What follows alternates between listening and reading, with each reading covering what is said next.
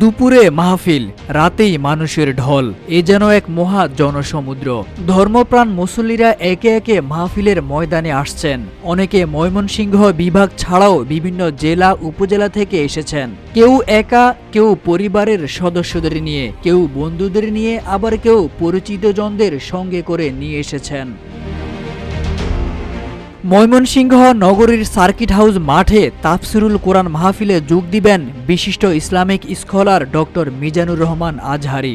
তার এই মাহফিল সফল করতে সব ধরনের প্রস্তুতি সম্পন্ন হয়েছে। মাহফিলকে ঘিরে নগরীতে চলছে উৎসবের আমেজ। অনেকেই বলছেন সকালে এলে মঞ্চের কাছাকাছি জায়গা পাওয়া সম্ভব হয় না, তাই এবার সরাসরি দেখতে বিকেলেই চলে এসেছি।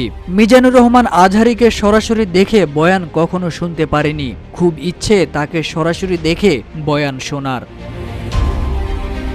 আয়োজকরা জানান, শনিবার বাদ জোহর নগরীর ঐতিহাসিক সার্কিট হাউস ময়দানে মাহফিলে বক্তব্য রাখবেন মিজানুর রহমান আজহারি। মাহফিল উপলক্ষে 10 থেকে 15 লক্ষাধিক লোকের সমাগম ঘটতে পারে। এজন্য সার্কিট হাউস মাঠ সহ আরও 3টি মাঠ প্রস্তুত করা হয়েছে।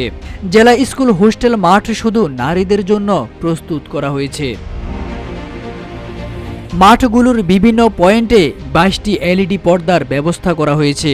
লোকসমাগম কেন্দ্র করে 3টি মেডিকেল ক্যাম্প, 4 শতাধিক অজুখানা ও ওয়াশরুম এবং পর্যাপ্ত খাবার পানিরও ব্যবস্থা করা হয়েছে।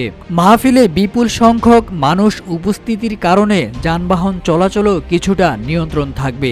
এছাড়া নগরীর মাসকান্দা, আকুয়া বাইপাস ও রহমতপুর বাইপাসে আটকে দেওয়া হবে বড় যানবাহন। তবে শহরের অবস্থা অনুযায়ী ইজি বাইক চলাচল করবে।